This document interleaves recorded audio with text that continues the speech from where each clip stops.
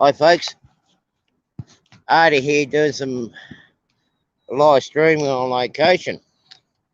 I'm at Gringilla Yard, looks like I timed it well. I've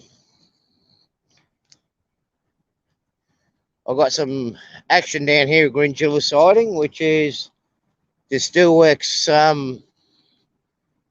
switching yard. I'm going to try to flip this over after this train goes through. Actually, the sun's going to be in the way.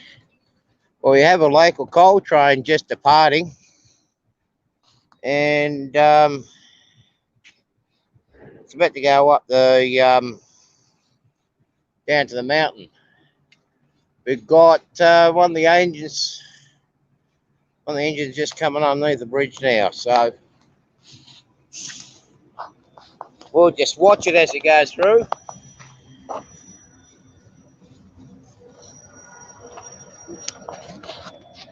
Now this is the 82 class. It's based on the SD60s in the US. Pretty good workhorse. Going on a private line that belongs to the Steelworks, and it's going to go, when you see over in the distance there in the mountain there, she's going to go down the right hand side with this line to pick up the coal for the coke working process. Now these two lines where this train's working on, I worked on the line to redo the bedding and lay down the new concrete ties, which you all can see it's actually worn out now. Yeah, so she's on her way out. It'll be back down in a couple of hours. It's not very long, it's only a small branch line. It's not as long as the mainline coal trains that come out from the west.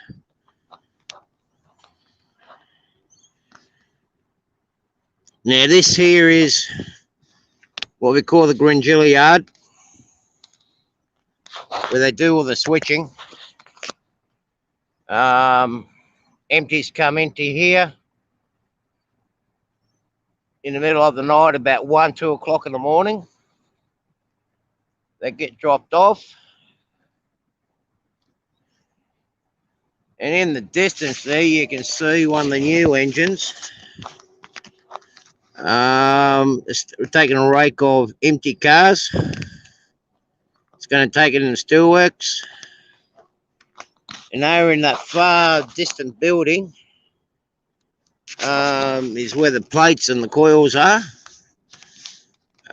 Looks like it's going to be laying up the coils, and it's going to reload. Most of it will either be going down to Melbourne, to Hastings, or to Brisbane. Now these loaded cars that we have here, they will be taken into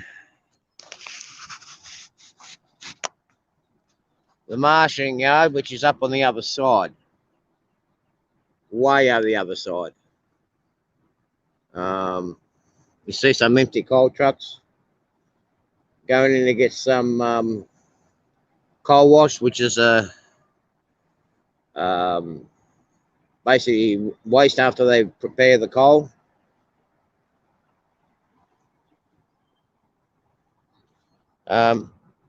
We missed out on the limestone train. I need to get out of bed a bit early in the morning. That's going up to Marulan, and she'll be back about 3 o'clock. Here we got another one of the American. We got another shunting engine coming in, or switching. It's bringing in a load of loaded cars.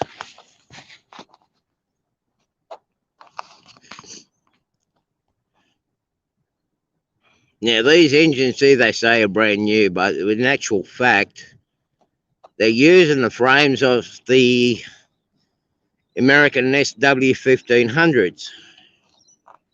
and they've been revamped. They are working on oh, I can't think of the name of the engines, but the engines that they did over the United States would actually have two motors and um, only uses the power that it requires. Um,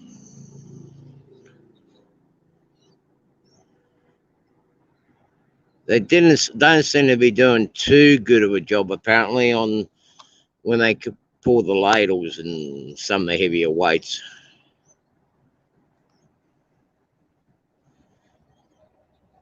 Now on this track here to the middle of it, you see those flat cars there? They're what we call out of gauge cars. What happens to them? They get flipped to the side, and the wider plates they can actually be transported on the rail by flipping the plate to the side. We'll get the shots of them one day. So these are just arrived out of the mill. They can get dropped off here. And later in the day, they will actually get transported to the main yard.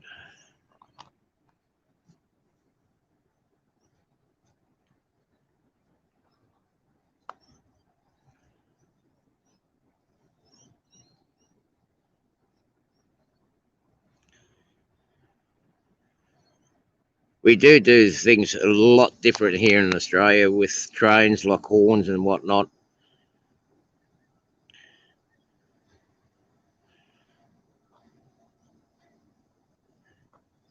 At least our conductor or brakeman's got an easy job. He doesn't have to climb up on the cars and hook the brakes up. Our brakes are generally on the side on most of the carriages when they can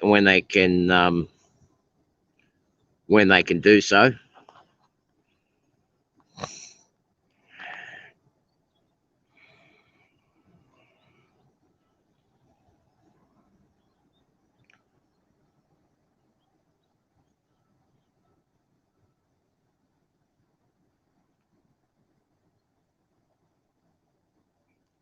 Sorry if anyone's actually watching at the moment. I can't see the comments. I've got to try to switch the. I'll have a look out. I can switch the cameras around after this train goes.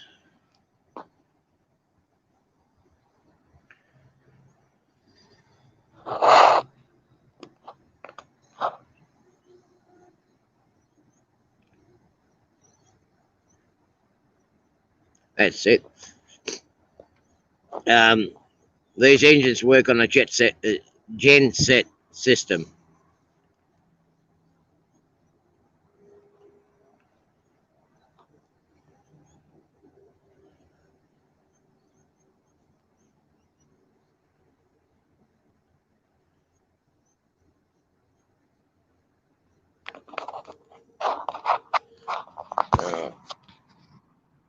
Hi, Rick.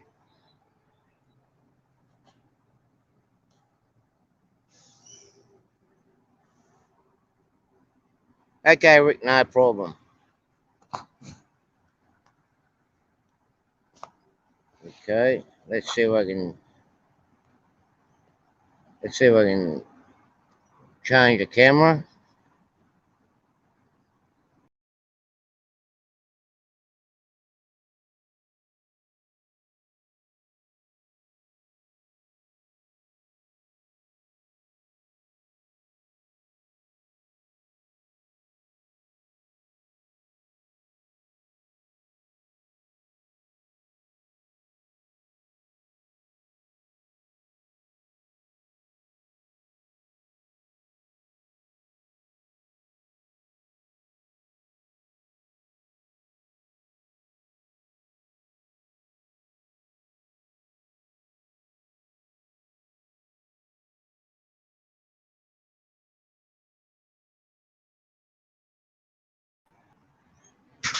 There we have it. got to sort it out now. So the original steelworks actually started behind those tree lines there. That was the actual original mill. The tanks came up, and I'll try to, and where you see all the steam coming out, that's a slab caster. All that was built on swampland, basically from where you saw the train line going up. We see the train line going up over the hill there, onto the bridge. On the other side of that used to be all swampland. That was all filled in with slag from the number 1 works. You just see in the gully there, you got the limestone. The big tall building in the distance, that is the basic oxygen. You guys call it furnace, or we call it smelter. Then to the right of it, we've got one of the blast furnaces. Yeah, here we go, we've got the new engine going. Or we'll call it the old new engine. Gonna go underneath and switch.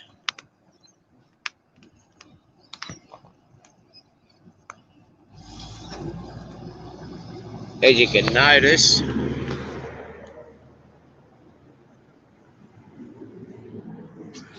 as the Americans can notice,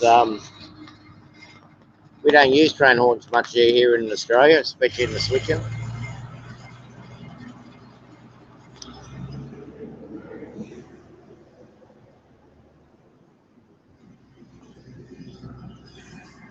So that carriage that he's hooking up to, which I can point to now, that carries the outer gauge steel.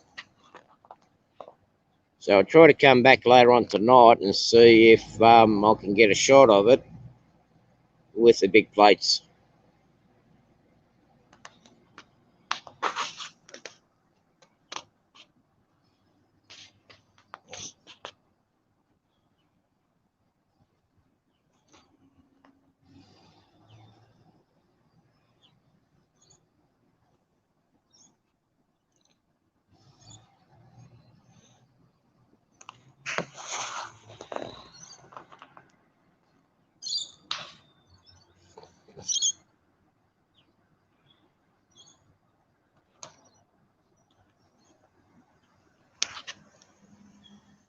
Now, in general, this I'm not too sure about the controls in this engine, but the old engines that we had here in the steelworks, they actually had controls on both sides, on the left and right. Yeah, number 1 end is defined differently here in Australia. Where it's coming out of, this end here, that's classed as number 1, and the hood is actually classed as number 2.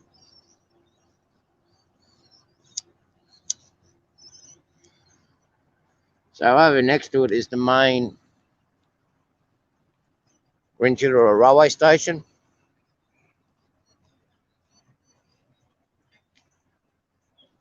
Just past the security camera. That's your main station. The line to the left of it is still the original line. We'll go up to that section later. You can see where the line goes to. Majority of the passenger trains, electric passenger trains, they all go to Sydney from here, head up north. All these freight trains, they can branch off and they go up on the Moss Vale line, which is basically a shortcut for these steel trains to go down to Melbourne. Oh, he does know how to use the horn. He's found the horn button. So I'll get over here so you guys can actually see these.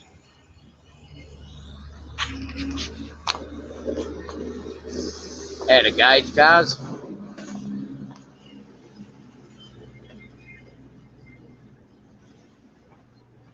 One, two, two of them. And you've got your standard steel cars there for your standard plates.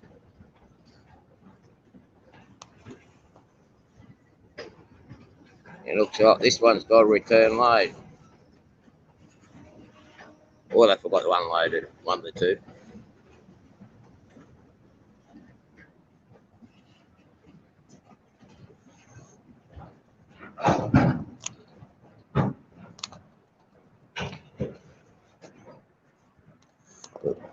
So now, on the line where he is up there, the line goes to the left, it goes in the steel mill. And also that's a junction to go out onto the main line, which is this one here. Back in the days, before nationalisation of the railway lines, deregulation, the Steelworks here used to have its own private engines. They had their own trains in here, and they weren't allowed to go out on the government line. So what would happen here is the engines would swap around. Steelworks trains will drop it off here at the yard, and then the local government engines will come along, hook up, and take it to the yard, which is just up on the other side of these big tanks.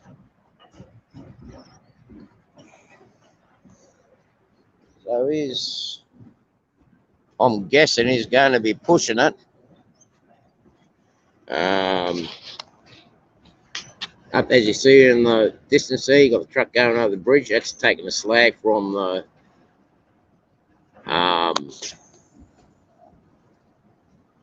for what we call BOS, the basic osmosis filter, and number 5 blast furnace, which is on the other side of that, which we can't see. The other building in the far distance, we see the smoke coming out of.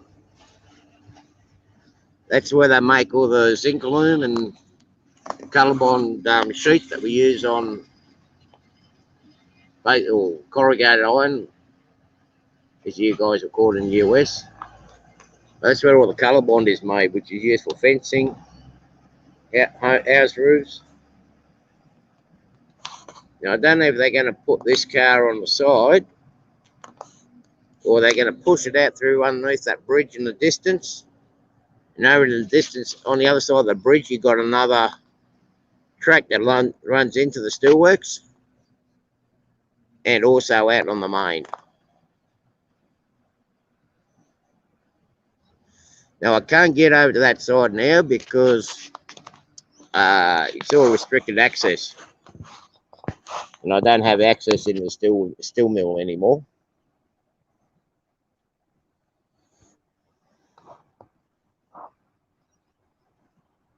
I guess they're just dropping those ones off out the way for the time being. And then they go and push those other raker cars in.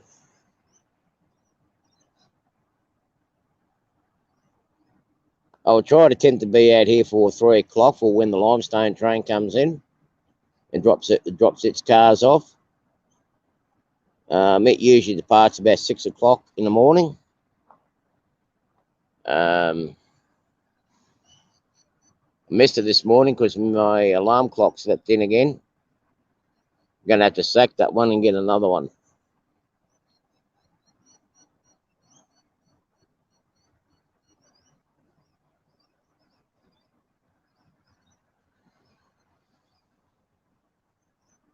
Now, even during the lockdown, as some of the people that know about the steel mill processing, the steelworks processing, they can't shut the steelworks down. You still got to operate 24 hours a day, 7 days a week. Actually, this has actually been quite good today. I mean, it's the most action I've seen in here for a long time. Rail traffic for the steel cartage and whatnot has been very, very quiet here for a bit of time.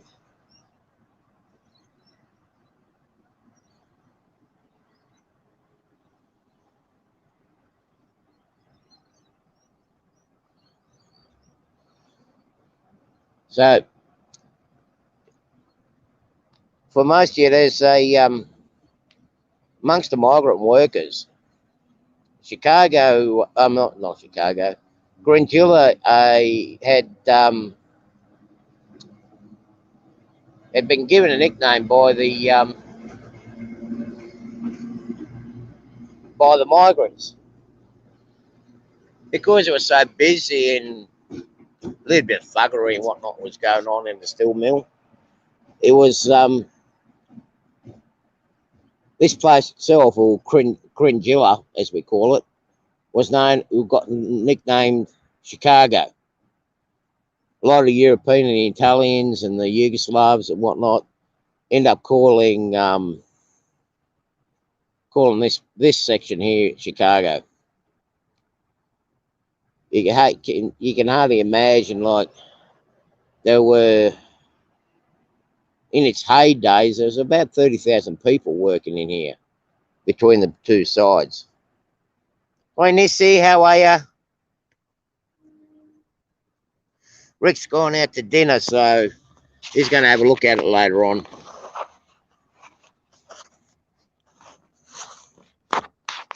So you can see a bit of, you can enjoy seeing the American engine working here in Australia, Nissy. This was brought in from the US about 4 or 5 years ago. It's doing a switching and replaced all the old ones. I'm hoping to find the old one. Does run around in here every now and then.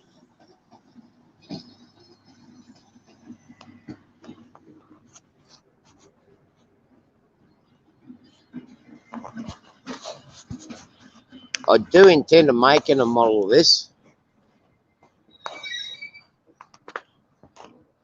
It is based on this engine is based on the SW 1500s, but as you can see, the cab's been lowered and the hood's been lowered down. That's so it can actually get underneath the bridges. There are very restricted spaces here, and also can get underneath the furnace, the blast furnace, which is on the other side of the big tall building there. There we go. That's we only got one furnace working in here now. They are talking about the one that you can see on the right. That's number 6. They're actually talking about relining it and firing that up in the next couple of years. So not too distant future, there's going to be some more track work going on in here and digging up all the old wooden ties, which they did last time, and we're going to use them to fire up the furnaces up.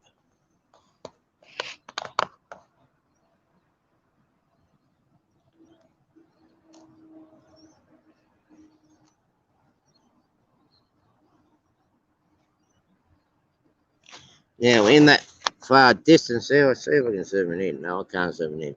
In the far distance there, that building there, the big slabs go into that part of the mill, and then they get rolled into the plate that's on that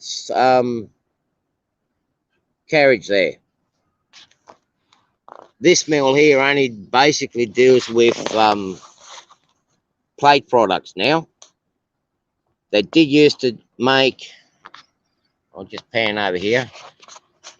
In this mill here, well, the building that's left over, they actually used to make the rail lines in there.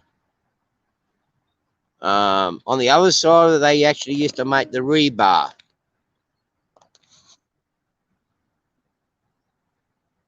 No, we don't have any waste.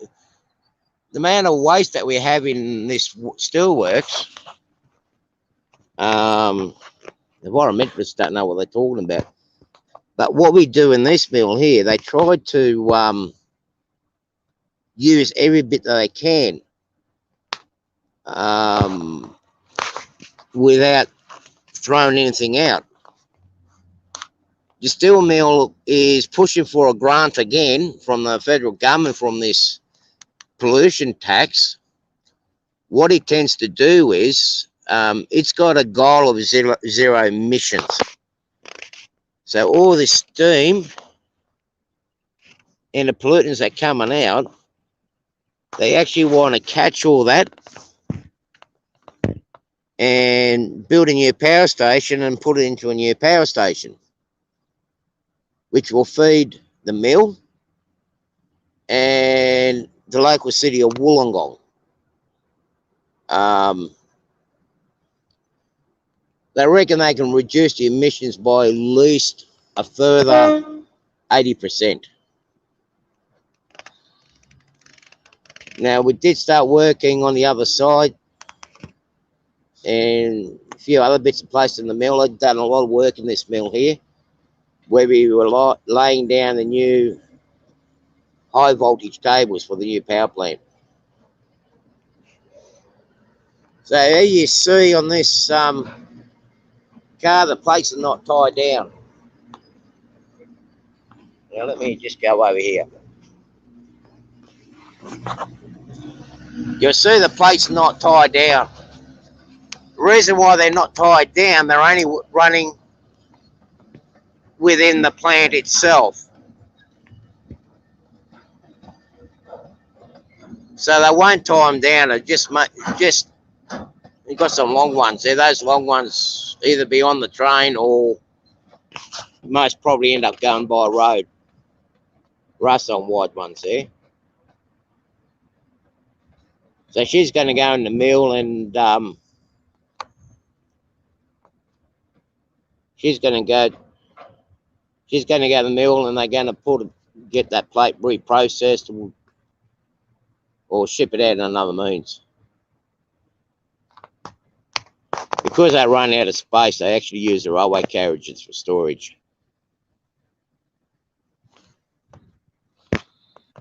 Now in the distance there, you'll see one of the coal trucks coming in. That road over there takes you into the coke works and the coal preparation facility. Cut a lot of coal up into there.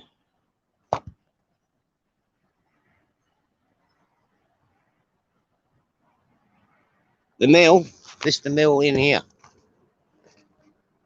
So what he's going to do is he's going to switch inside there.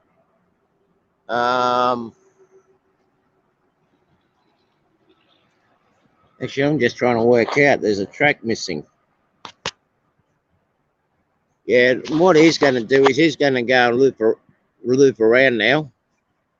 And it's going to go right over behind those silos there, which has got the concrete, which is holding the coal. It's going to loop around. And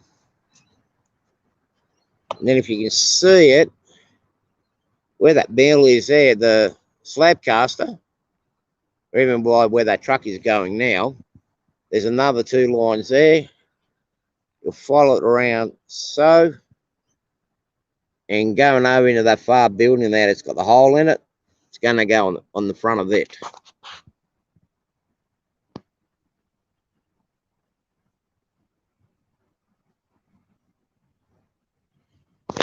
This yard here, this is actually the yard that is maintained by the steel mill. So we're basically in the middle of the steel mill, if that makes sense.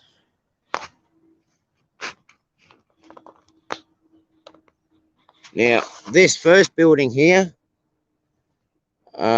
this first little building here, this is what we call the electric steel, where they used to melt the steel using electricity and produce the raw stainless steel.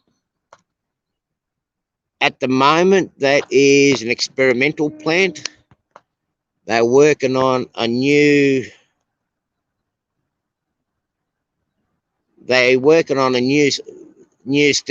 steel products at the moment. One of the steel that they are working on is low carbon steel. but giving you the strength of the carbon steel. That's what they're working on at the moment. This little road on the side here, where you see where the cars are all parked up. Here they used to do the quick maintenance and wash down and whatnot off the old engines, and used to be the steam bay for the old steam engines. There used to be a railway line in there, but it's all been ripped out now, and basically relying on road. Back in when I started working in Steel Mill Hill as a contract with one of the contractors, that was back in 82, 83. BHP at the time, was known as BHP, was experimenting on the most efficient way to move raw materials within the steelworks itself. Whether it was quicker to transport it by road or rail. Now, what they've actually discovered was us on the road, we can actually move materials quicker from a stockpile to the furnaces, or from the furnace to the stockpile, than what the trains could. So all the, apart from the bulk material as the coal train is, to do the transfers, it's actually quicker to do by road. So that's why you see so many trucks and so many new roads in this steel mill. In the bridge, you can see coming over there's a big one of those mini pocket road trains. It's going to come around behind this building. He's actually bringing coal down from the mountain, which it from where you see that little hill over there on the other side of that, he's bringing coal from there. Now there's no rail line where they bring in that coal from. There's no rail line going up there. It's a catchment area. Now there is a big oversized truck about to go over the bridge. Now he's got slag, and he's taking it over to the slag dump. The slag on the back of him looks like it's come from the blast furnace. And there's another truck coming in for a load of coal.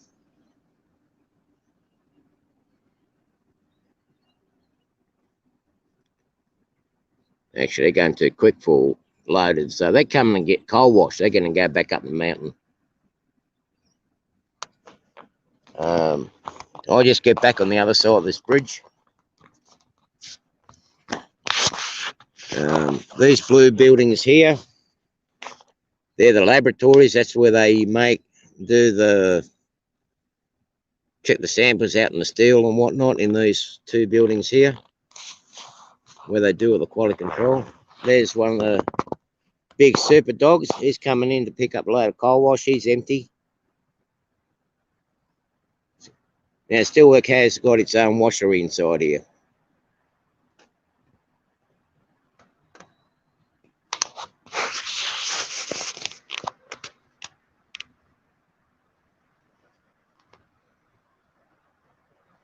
Now, they are in a process. Now, you'll see in the distance the big pipe that's going across the railway line, and that's one of our main roads there. It's going over the other side. The distance is going, those pipes used to feed the original 3 blast furnaces into steelworks.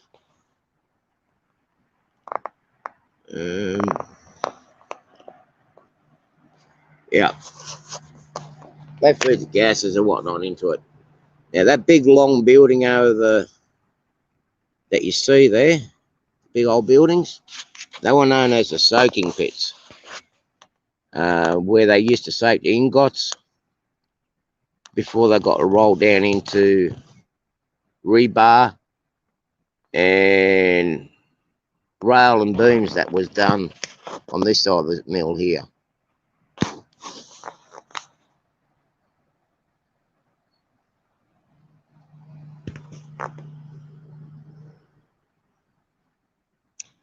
No, These tanks here, they actually, I think it's not oxygen. There's some form of gas that actually is stored in these two tanks. It produces so much of it that that's where they store. But there's only one of those tanks that's actually in use at the moment. The other one's decommissioned. So out of the two, only one's full.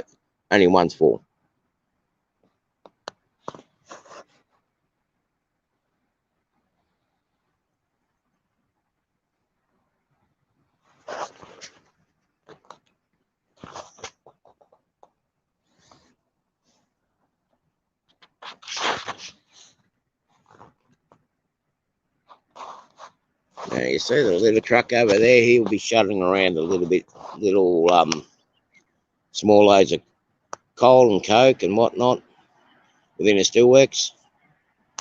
There is another, I've got a couple of gentlemen on my side at the moment, so I'll show you in a little bit. But we do have another coal stockpile that's used for both the plant and export coal.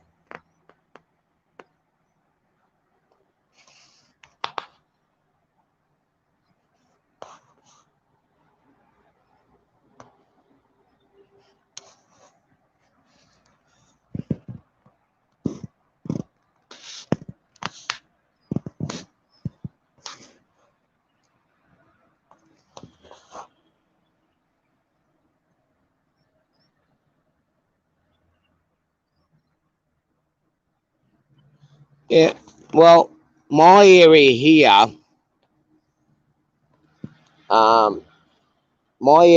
is actually what made my region was actually coal mining. In its heydays, and when I was younger, growing up, um, we had coal mines scattered all around there on our escarpment there. And when I was a kid, let's say when I was 10, we actually had approximately 25 working coal mines.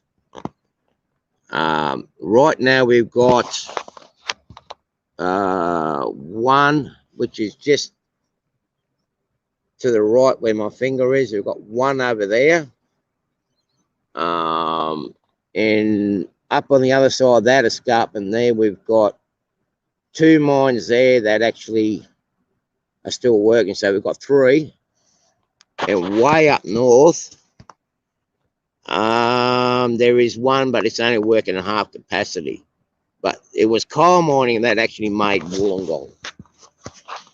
This steel mill here originally came down from a western region of a town called Lithgow. That's where Australian Iron and Steel, or BHP, originated from. And then it actually got moved down to here because of the coal resources. And we got,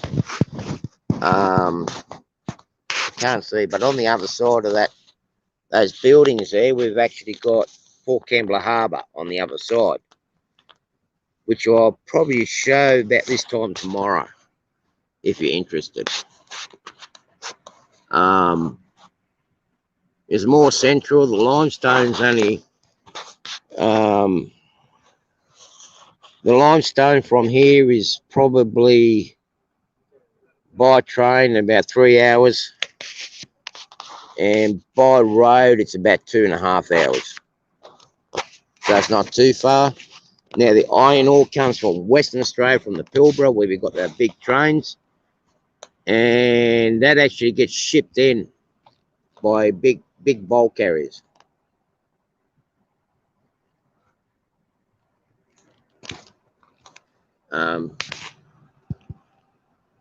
Basically, Wollongong started with mining, and then it became a heavy industrial city. It's been, as far as I've been growing up, it actually was a peaceful place. We had that many different migrants. They all ended up working together, and all the hostilities and racism and everything else that was going on overseas from their home countries was put to bed here, because everybody worked together. And that And that mentality is still here today within this city. Now, this is commonly how I know it. Everything goes dead. Now, unfortunately, our passenger trains at the moment, because of restrictions and lockdown, are working on a weekend timetable. Still waiting for that other truck to come through.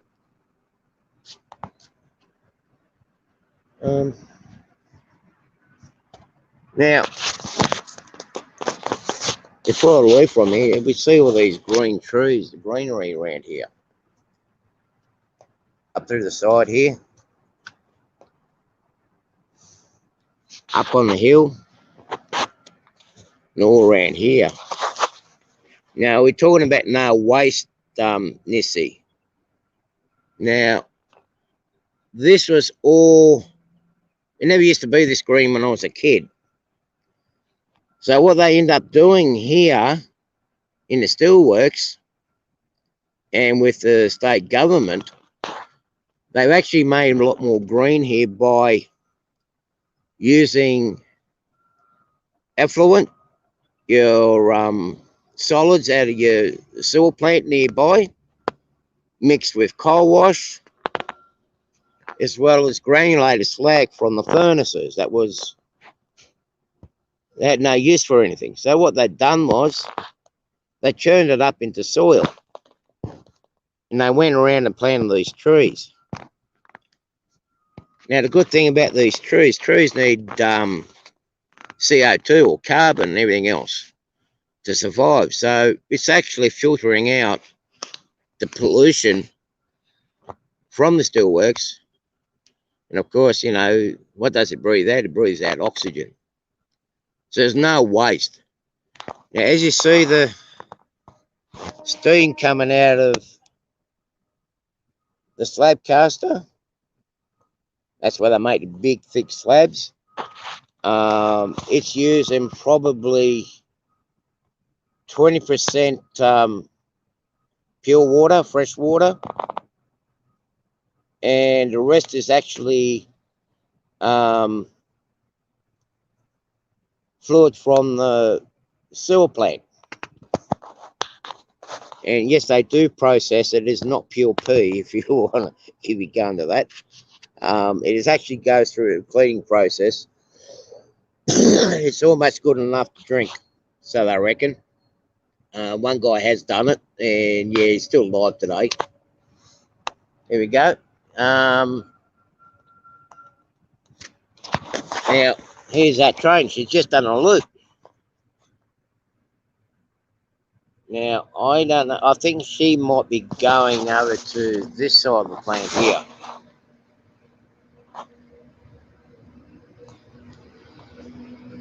So what she's done is she's done a loop around the coke ovens. The coke ovens area is up over around that area. The line loops around.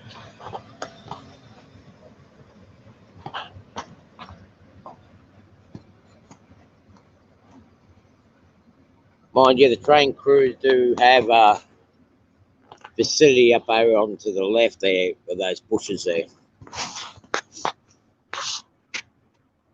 Or it could be going over to 21 dump and being stored there. Unless it's scrap, it will be taken to 21 dump and be cut up for scrap, and it comes back into the furnace. Nothing goes to waste here anymore, not like what it used to be.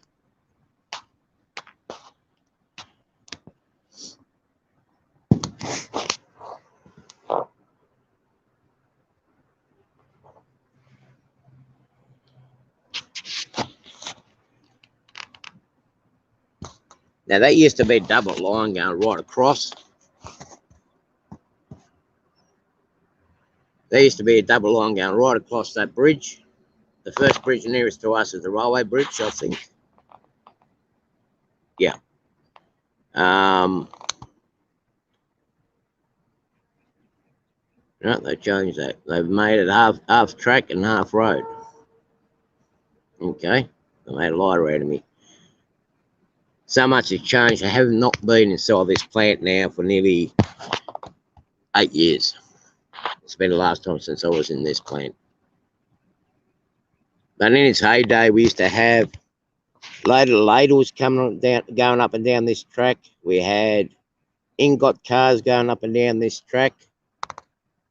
I am hoping, with permission, of using photos and film clips from some local people here. I'm going to hoping to make a videotape of the rails in here. There's another one of our coal trucks coming in.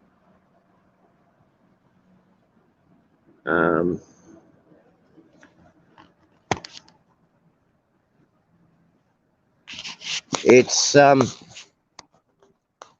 very interesting place. Lots changed. I think from 30,000 odd people, 40,000 people that's worked in here, it's now reduced to probably about 3,000 people that work in this mill.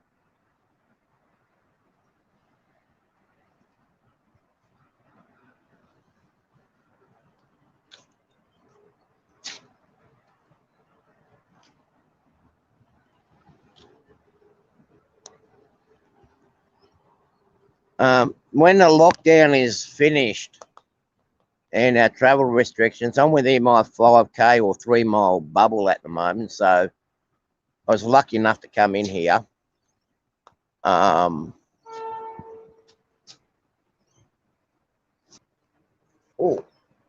here's something for you. We've got a coal train coming up. Now I don't know which way she's heading. Oh.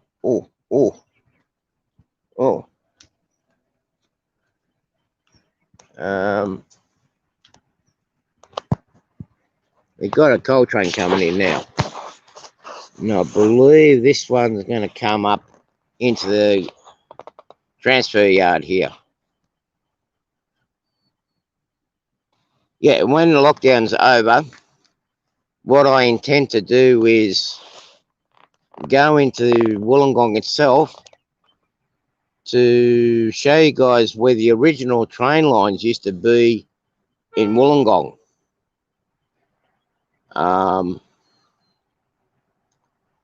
We actually had coal trains in Wollongong before we actually had passenger trains. And I'll leave the history on that. I think I mentioned it the last time in one of my walk and talks. They have actually done it up. There is still some structures that you can actually see where the original railway line used to be. Now, this coal train here is actually bringing coal from Newcastle, which is the other side of Sydney.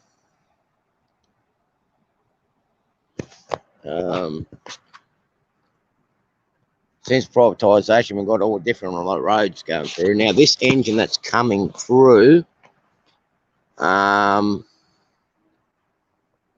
believe it's the Australian version of the AC 4400 or the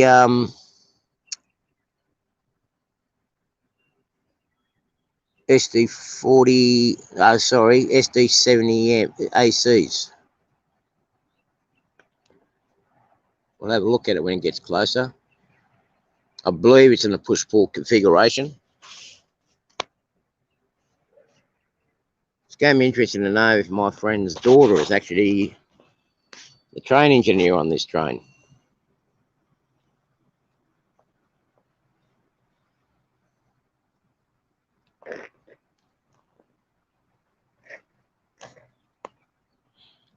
Now, as you see, for you guys over in the United States, we actually have got a standard of clothing that we must wear when we're on the railway line, working on a rail.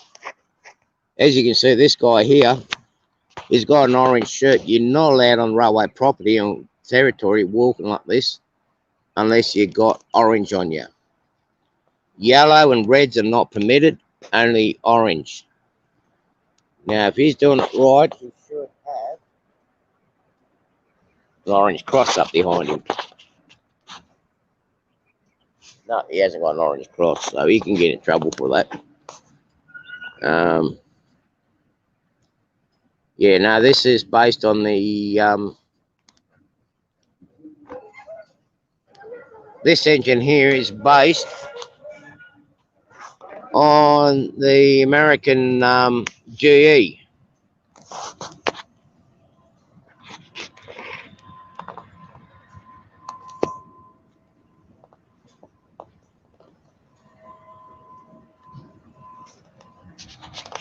It's basically, this one's based on the GE, the AC 4400. Different shape because of the heights in the tunnel, the heights in the tunnels and whatnot up north from here. They're not as big as what they are in the United States. Now these coal hoppers here, I think they're about 150 ton each, and they're only about, oh, I say they're only about 8 years old.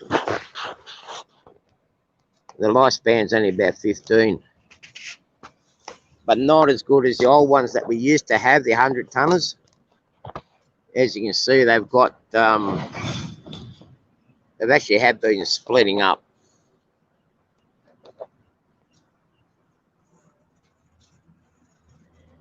So she'll go into storage now. Should either be parked up here and waiting for peak hour. Actually, it's not rusty. They're actually, I'm not too sure whether they're aluminium cars or stainless steel cars, but that's all tarnished from the coal. You see, basically, you can say it's all weathered.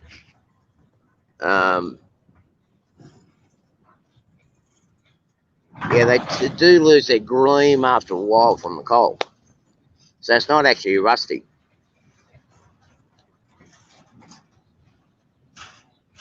Yeah, they're going to be switching crews. Because as you can see, when the coal gets thrown, it goes over the side. Yeah, they're just dirty. And they remain like this until they get cut up and scrapped. When they were first new, they were shiny as, but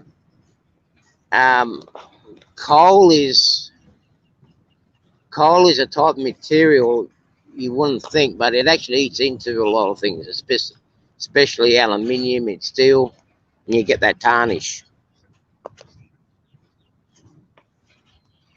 It's very interesting to weather too when you're weathering the cars. You might see, I just noticed one went through. They actually had the bit of the original colour work on it.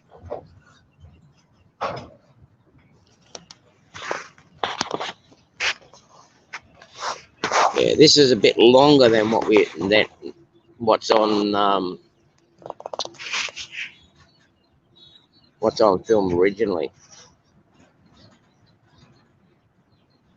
Now, if it doesn't stop here, it means it's got the green light to go through. Yeah, it's going to go through. Because on the other far side there, on the other bridge, it's actually got another access to the main line. And they will sneak it out in between the passenger trains. There's another big slag truck going on the bridge. That's actually run by a company that I first started working for. Oh. I think my battery's about to die. Yeah.